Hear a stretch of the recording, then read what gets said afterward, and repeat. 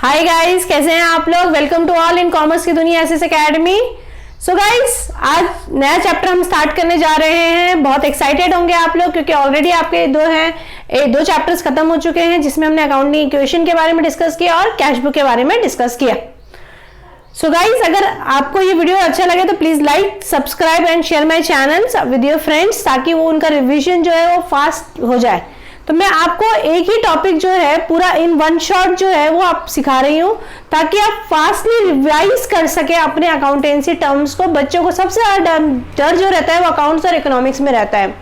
तो अकाउंट्स खत्म करने के बाद मैं इकोनॉमिक्स के वीडियोस बनाऊंगी ताकि आप ज्यादा से ज्यादा अच्छा परफॉर्म कर सके। सो गाइज, आज जो है हम नया टॉपिक सीखने जा रहे हैं वो है स्पेशल पर्पस बुक 2। तो तुम्हारे माइंड में क्वेश्चन है कि मैम ये स्पेशल पर्पस बुक 2 क्या है। तो स्पेशल पर्पस बुक 1 हमने पढ़ा जिसके अंदर हमने पढ़ा cash book, double column cash book, ठीक है। अब स्पेशल पर्पस बुक 2 के अंदर हम जो डिस्कस करने जा रहे हैं, इसके अंदर हम लोग जो डिस्कस करेंगे वो डिस्कस करेंगे परचेज बुक। और एक चीज याद रखना, इससे पहले क्या डिस्कस करने जा रहे हैं उससे पहले मैं आपको बता दूं कि इस चैप्टर के अंदर हम जो डिस्कस करने जा रहे हैं that we are going to discuss about the subsidiary book. क्या डिस्कस करने जा रहे हैं? सब्सिडियरी बुक डिस्कस करने जा रहे हैं। सब्सिडियरी बुक बोलो या स्पेशल पर्पस बुक बोलो, कोई प्रॉब्लम नहीं है। सब्सिडियरी बुक के अंदर हम 4 चीजों को डिस्कस करेंगे। एक डिस्कस करेंगे परचेज बुक, एक डिस्कस करेंगे सेल्स बुक, फिर purchase return book and sales return book. और purchase return book, sales return book जब हम डिस्कस करेंगे तो जिसके अंदर हम लोग जो है डेबिट नोट और क्रेडिट नोट के बारे में भी डिस्कस करेंगे। सो गाइज, ये जो वीडियोस है वो जो केवी की प्रिपरेशन कर रहे हैं बच्चे, कॉमर्स के लिए जो केवी की प्रिपरेशन कर रहे हैं बच्चे, उनके लिए भी बहुत ज़्यादा बेनिफिशियल है और उसको ज़्यादा से ज़्यादा वो यूज़ कर सकते हैं। ये भी देख करके वो समझ सकते हैं। और मैं इसके एमसीक्यूज भी आपके साथ डिस्कस करूंगी। तो पहले मैं आपको पूरा का पूरा टॉपिक जो है वो समझा दूं, क्योंकि जहां तक मैंने देखा है कि डेबिट नोट और क्रेडिट नोट के बारे में ये सबसे ज़्यादा पूछते हैं एग्जाम के अंदर। 1 मिनट टाइम दीजिए गाइस।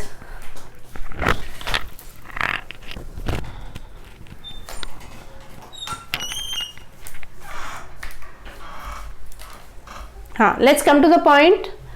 तो सबसे पहले आज मैं जो है आपको डिस्कस करने जा रहे हैं, बताने जा रही हूँ परचेज बुक के बारे में। तो क्वेश्चन ये आता है कि हम परचेज बुक के अंदर रिकॉर्ड करते क्या हैं, या सेल्स बुक में, सब्सिडियरी बुक में ही क्या रिकॉर्ड करते हैं। तो सिंपल सी बात है, जैसे हम लोगों ने कैश बुक के बारे में डिस्कस किया तो जिसमें हम लोग सारे के सारे ट्रांजेक्शन जो होते हैं कैश से रिलेटेड जितने भी ट्रांजेक्शन होते हैं वो सारे के सारे हम डिस्कस करते हैं। तो भाई क्रेडिट ट्रांजेक्शन भी तो करते हैं हम बिजनेस में, सिर्फ कैश ट्रांजैक्शंस तो नहीं होते, क्रेडिट ट्रांजैक्शंस भी होते हैं। तो जो क्रेडिट ट्रांजैक्शंस हम बिजनेस के अंदर करने जा रहे हैं या बिजनेस के अंदर करेंगे या कर रहे हैं, वो क्रेडिट ट्रांजैक्शंस कहाँ पे रिकॉर्ड किया जाएगा। जितने भी क्रेडिट ट्रांजैक्शंस होते हैं दैट इज, वो भी क्रेडिट ट्रांजैक्शन कौन करने वाला? मैन्युफैक्चर। भाई मेरा बिजनेस है, मैं मैन्युफैक्चर कर रही हूँ, मैं किसी भी प्रोडक्ट में डील कर रही हूँ, जिस प्रोडक्ट में मैं डील कर रही हूँ उसमें ही अगर मैं क्रेडिट ट्रांजैक्शंस करती हूँ तो मैं उसको सब्सिडियरी बुक के अंदर रिकॉर्ड करूंगी। तो जितने भी क्रेडिट ट्रांजैक्शंस हैं वो हम सब्सिडियरी बुक के अंदर रिकॉर्ड करने वाले हैं। क्रेडिट ट्रांजैक्शन वो क्रेडिट ट्रांजैक्शन जिसमें हम जिस गुड्स में हम डील कर रहे हैं, जैसे फॉर एग्जांपल लेके चलो कि मैं स्टेशनरी में डील कर रही हूँ, मेरा बिजनेस जो है वो स्टेशनरी से रिलेटेड है। तो जितने भी स्टेशनरी में परचेज करूंगी या जितने भी स्टेशनरी में क्रेडिट पे सेल करूंगी वो हम परचेज बुक, सेल्स बुक के अंदर रिकॉर्ड करेंगे। और जो रिटर्न है वो तो मैं आपको बाद में बता दूंगी। तो पहले आज हम परचेज बुक के बारे में डिस्कस कर लेते हैं। सबसे पहले सबसे बड़ा प्रॉब्लम ये आता है बच्चों को, इसका फॉर्मेट उनको याद नहीं रहता है। वो सबसे ज्यादा मिस्टेक जो है वो परचेज बुक, सेल्स बुक, इसके फॉर्मेट के अंदर मिस्टेक करते हैं। तो हमारा फॉर्मेट क्या होता है, क्योंकि भाई लेजर का जो फॉर्मेट होता है वो सेम है, जर्नल का फॉर्मेट भी सेम रहता है, तो हम लेजर और जर्नल तो बार बार करते रहते हैं, लेकिन हम सब्सिडियरी बुक जो है वो ज्यादा प्रिपेयर नहीं करते हैं। तो इसका फॉर्मेट थोड़ा सा डिफरेंट होता है। तो हमारा फॉर्मेट क्या होता है, ध्यान दीजिएगा। पहले हम लोग करेंगे परचेज बुक के बारे में, परचेज बुक और परचेज जर्नल भी बोल सकते हैं हम लोग। तो हमारा इसका फॉर्मेट होता है डेट, पर्टिकुलर, अलग अलग बुक में थोड़े थोड़े फॉर्मेट्स जो है डिफरेंट दिए होते हैं, इसके अंदर डिटेल वगैरह जो रहता है। तो date, particular, invoice number, invoice number भूलना नहीं है। इनवॉइस नंबर मतलब जैसे हम बिल वगैरह लेते हैं तो जो बिल नंबर होता है, कौन सा ट्रांजेक्शन हमने किया है उसको रिकॉर्ड करते हैं, invoice number. Then ledger folio, after that detail, detail and then amount. Amount मतलब टोटल अमाउंट जो है हम लोग वो डिस्कस करेंगे इसके अंदर। Let's start.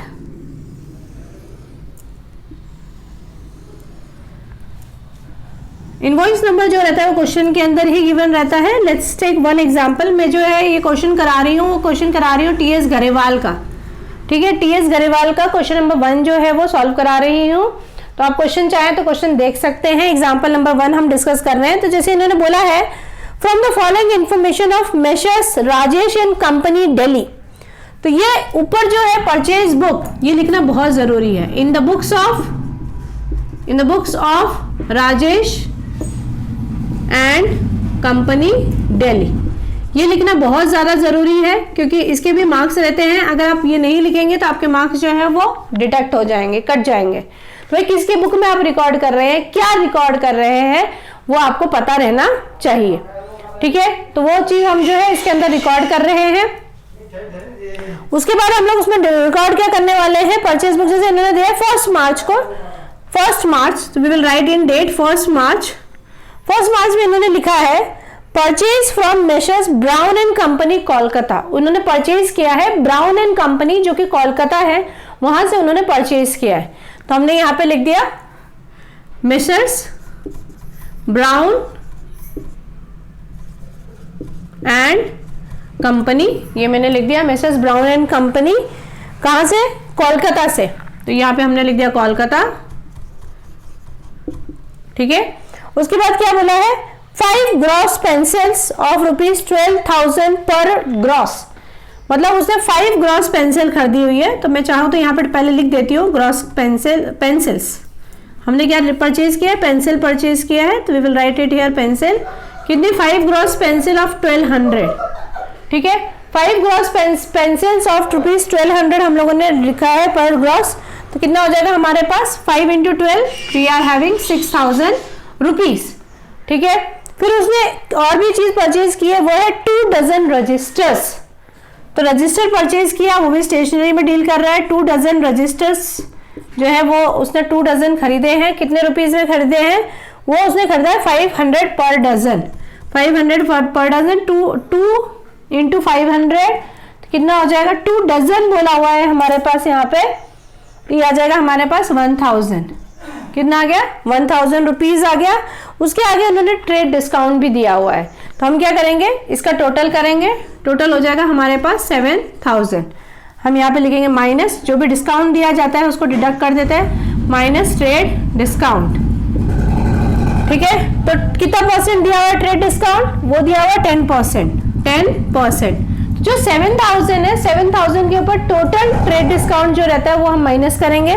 7000 पे 10% निकाला हम लोगों ने, कितना आ गया, 700। बच्चों आप देख सकते हो बाहर कितना शोर हो रहा है आज बहुत।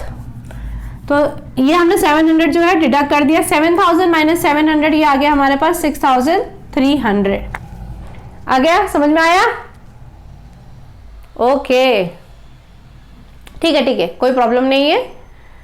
तो आगे बढ़ेंगे हम लोग गाइस। तो आगे है हमारे पास 4 मार्च की डिटेल दी हुई है, we will write it here 4 March. कहीं पे भी डाउट हो तो इमीडिएटली तुम आप लोग पूछ सकते हैं और कमेंट भी कर सकते हैं मुझे।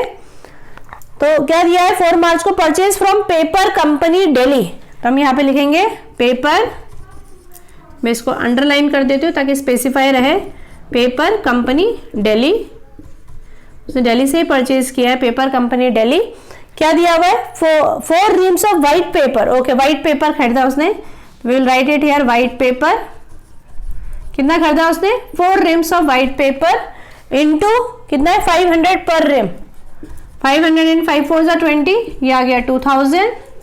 उसके बाद दिया हुआ हमारे पास 10 रीम्स ऑफ रूल्ड पेपर, उसने रूल्ड पेपर खरीदा है, रूल्ड पेपर। कितना खरीदा है उसने रूल्ड पेपर हमारे पास, 10 × 600, 10 × 600 ये हो गया 6000 और कुछ खरीदा है उसने? नहीं, इसने इन्होंने बस इतना ही खरीदा है। ये हो गया 8000। इस पे भी ट्रेड डिस्काउंट हमें गिवन है, तो हम यहाँ पे ट्रेड डिस्काउंट जो है माइनस कर देंगे। माइनस ट्रेड डिस्काउंट 10% दिया हुआ है हमारे पास। 8000 पे 800 हमने डिडक्ट किया, तो टोटल आ गया हमारे पास 7200। तो इतना ही इन्फॉर्मेशन हमें गिवन है। अगर बाई चांस कोई भी क्वेश्चन जो है जिसमें हमें ये गिवन रहे कि कैश गिवन रहे क्वेश्चन के अंदर, या फिर मतलब कोई एसेट परचेज किया हुआ, तो that we can not write and we will not write anything in the book, क्योंकि ये बुक जो है that is for the stationery only, तो हम उसी को इसके अंदर रिकॉर्ड करेंगे।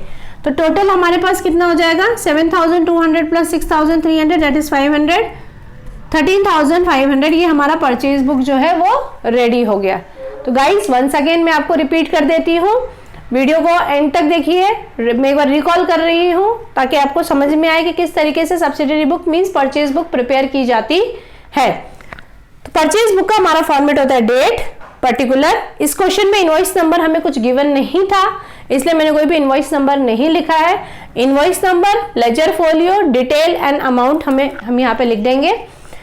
और जो भी क्रेडिट ट्रांजैक्शंस हम करने वाले हैं, जो परचेज कर रहे हैं, स्टेशनरी शॉप से परचेज कर रहे हैं, चाहे मैन्युफैक्चरिंग कर रहे हैं, वही चीज हम यहाँ पे रिकॉर्ड करने वाले हैं।